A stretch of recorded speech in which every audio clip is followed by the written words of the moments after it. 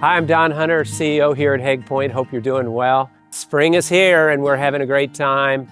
I'd like to remind you to sign up for things as you're making your travel plans here to Hague Point. Make sure you've signed up for all the events that are coming up. I know we get really excited around Augusta and Heritage, and it's going to be a great season this year. Stay tuned for the rest of the information. Watching my grandchild take her first steps reminds me of when I started taking the first steps towards the life I truly wanted. Living at Hague Point is the ultimate reward for a life well lived, a place where success meets serenity. Nestled on the pristine shores of Daufuskie Island, it offers a tranquil sanctuary that reflects the fruits of years of hard work, determination, and perseverance. The lush landscape, oceanfront views, and unmatched sense of community serve as a daily reminder of the value of setting ambitious goals and achieving them. Every moment spent in this peaceful haven, whether it's enjoying a round of golf or simply soaking in the natural beauty, is a testament to the life I built. Hague Point is more than just a location. It's a reflection of the success, fulfillment, and balance that define my journey.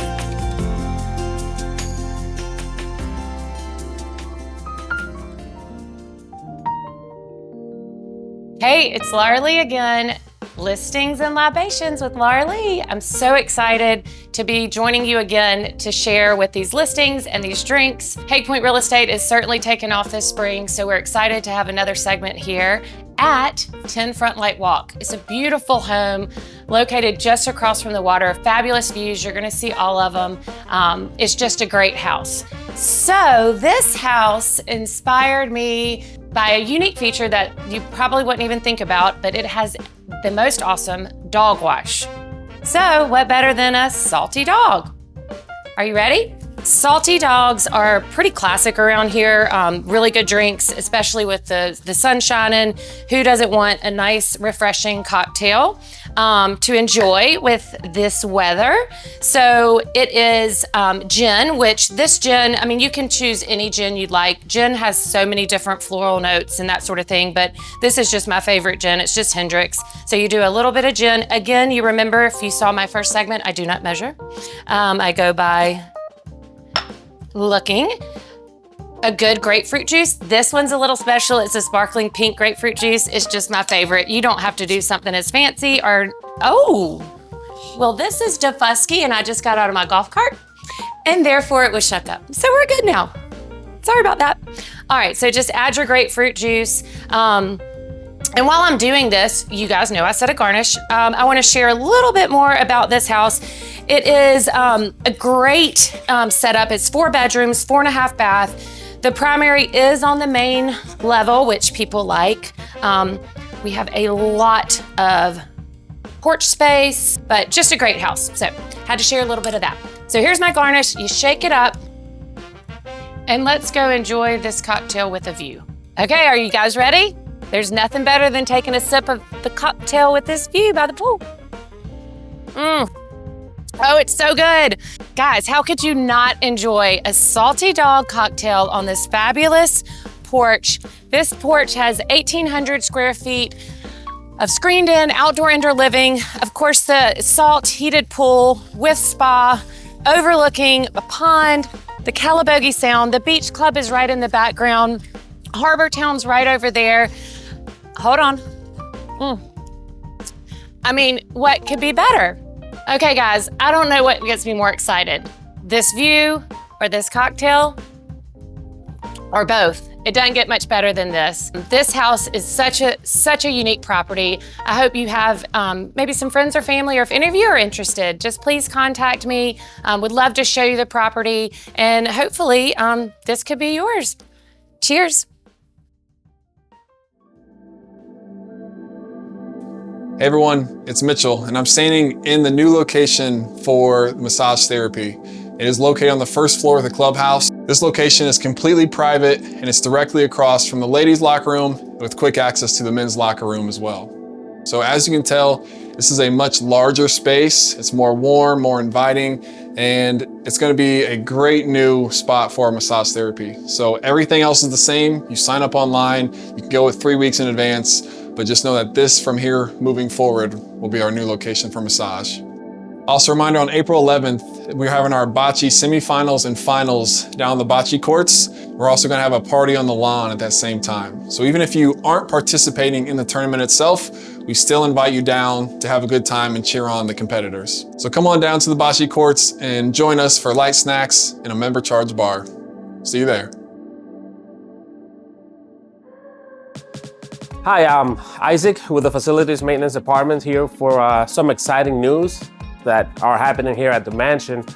So the general store is going through some changes. We're gonna have our Starbucks operations moved into what used to be the general store, and the back of it will be converted into the new Savannah's Bake Shop. All exciting news and new amenities for our members and guests.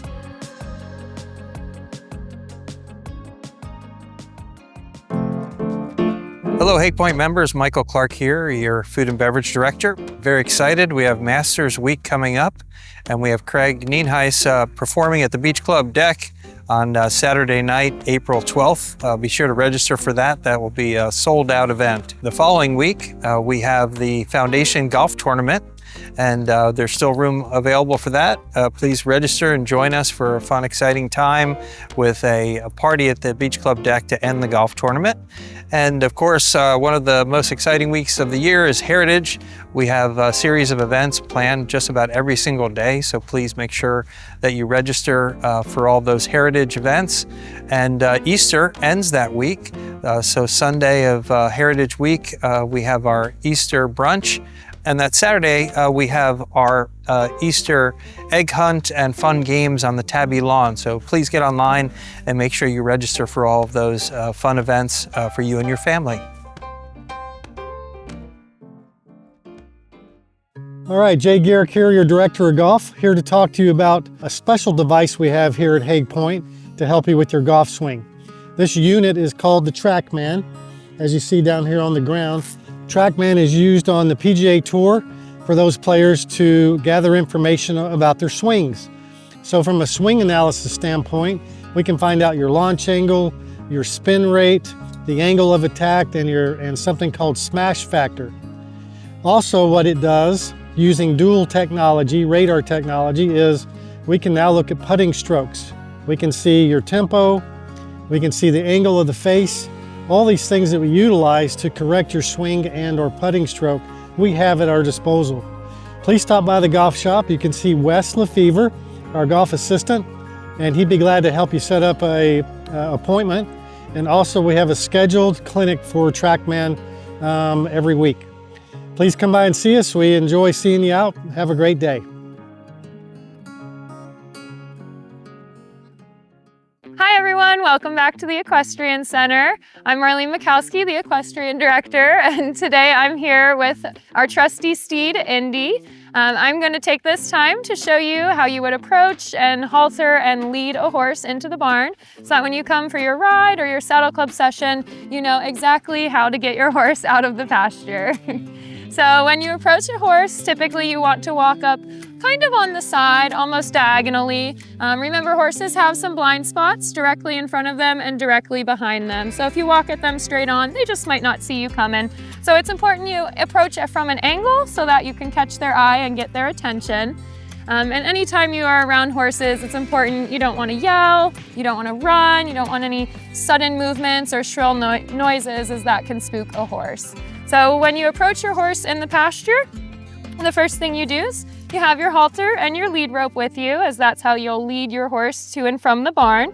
But I always take my lead rope and toss it over my horse's neck first. This way I have a way to hold on to them. If he decides he doesn't want to come inside, I can lead him the other way.